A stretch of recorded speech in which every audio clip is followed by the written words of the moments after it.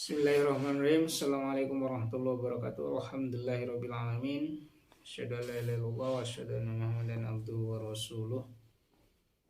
Bapak Ibu dan teman-teman semua, kita lanjutkan pembacaan kitab Al-Wafa, Kesempurnaan Pribadi Nabi Muhammad SAW. Ini tampilan bukunya ya. Ini kitabnya, ini terjemahan karya Ibnu Jauzi dan diterbitkan oleh Pustaka Al-Kausar. Jadi teman-teman bisa juga nanti memilikinya ya untuk membaca ini. Ini kita bacakan kelanjutannya, yaitu pengantar penulisnya. Semua puji bagi Allah yang telah memuliakan Nabi kita Muhammad SAW atas nabi-nabi lainnya yang telah diutusnya, dan telah memberikan keutamaan pada kitab suci kita melebihi kitab suci lainnya yang telah diturunkannya, serta memuliakan kita sebagai umat yang terakhir dan terutama. Hanya kepadanya lah orang-orang yang meyakini bahwa segala puji hanya pantas untuknya, dan hanya kepadanya mereka mengungkapkan rasa syukurnya. Ketahuilah bahwa tak ada satupun manusia bahkan malaikat yang dapat menyamai secuil pun kemuliaan beliau. Tak ada makhluk melata yang dapat berhenti pada teras keagungan beliau. Nama beliau telah disebutkan sebelum Nabi Adam diciptakan. Semua nabi diperintahkan untuk menyampaikan kepada semesta tentang keberadaan beliau. Tak pernah satu nabi pun sebelum beliau yang diutus kepada seluruh umat manusia. Beliau dimuliakan dengan universalitas dakwah beliau yang melebihi dakwah seluruh nabi yang beliau dimuliakan dengan universalitas dakwah beliau yang melebihi dakwah seluruh nabi yang lain. Beliau telah menghapus seluruh syariat nabi sebelumnya dengan syariat agama Islam. Aku telah memperhatikan bahwa ada sebagian ulama kita yang tidak begitu menguasai tentang keutamaan beliau yang sebenarnya.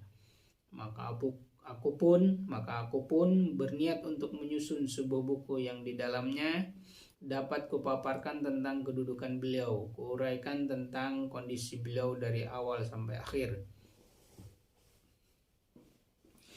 Lalu kusisipkan di dalamnya beberapa dalil tentang kebenaran risalah dan kelebihan kedudukan beliau jika dibandingkan dengan para nabi yang terdahulu.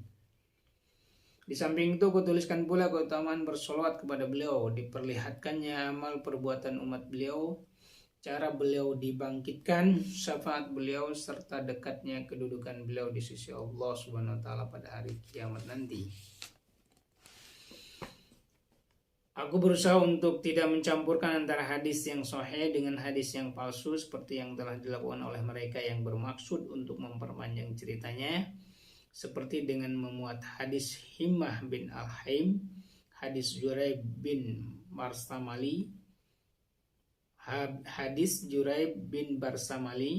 seperti apa yang terdapat di dalam kitab Al-Mujalasah. Sebab hadis yang sahih saja sudah cukup bagi orang yang telah diberikan hidayah oleh Allah Subhanahu wa taala. Kitab ini terdiri dari 500 bab dan hanya Allah Jalla yang akan memberikan taufik dengan rahmatnya. Keterangan bagian dan bab-babnya. Bagian pertama tentang permulaan masa kenabian Nabi Muhammad SAW. Bagian kedua tentang kenabian beliau. Bagian ketiga tentang hijrah beliau ke Madinah. Bagian keempat tentang mukjizat beliau. Bagian kelima keutamaan beliau di atas para nabi yang lain. Bagian keenam karakteristik fisik beliau. Bagian ketujuh tentang karakteristik beliau, perilaku beliau. Bagian ke-8 tentang karakteristik akhlak beliau. Bagian ke-9 kejuhudan beliau. Bagian ke-10 tentang ibadah beliau. Pertama tentang toharah beliau, kemudian tentang sholat beliau, tentang puasa beliau, kemudian keempat haji dan umrah beliau. Kelima rasa takut, kesedihan, naungan, tangisan, kewaraan, pendek angan-angan, istighfar dan taubat beliau. Keenam doa beliau. Bagian ke-11 tentang perlengkapan rumah beliau. Bagian ke-12 tentang pakaian beliau. Bagian ke-13 tentang kendaraan beliau. Bagian ke-14 tentang budak-budak dan pembantu beliau.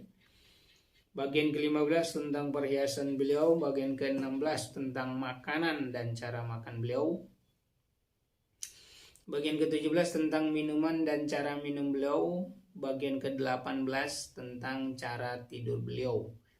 Bagian ke-19 tentang sakit dan pengobatan beliau. Bagian ke-20 tentang pernikahan beliau. Bagian ke-21 tentang perjalanan beliau. Bagian ke-22 tentang perlengkapan perang beliau. Bagian ke-23 tentang peperangan beliau. Bagian ke-24 pasukan-pasukan yang beliau utus. Bagian ke-25 tentang utusan dan surat beliau kepada para raja. Bagian ke-26 tentang utusan yang datang kepada beliau. Bagian ke-27 apa yang terjadi sekembalinya beliau dari haji wada. Bagian ke-28 tentang sakit dan wafat beliau.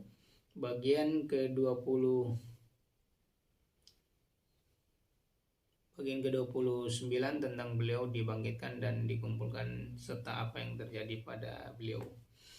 Demikian pengantar dari penulis kitab ini ya, semoga bermanfaat. Nanti kita akan lanjutkan ke bab 1 ya. Terima kasih. Wassalamualaikum warahmatullahi wabarakatuh.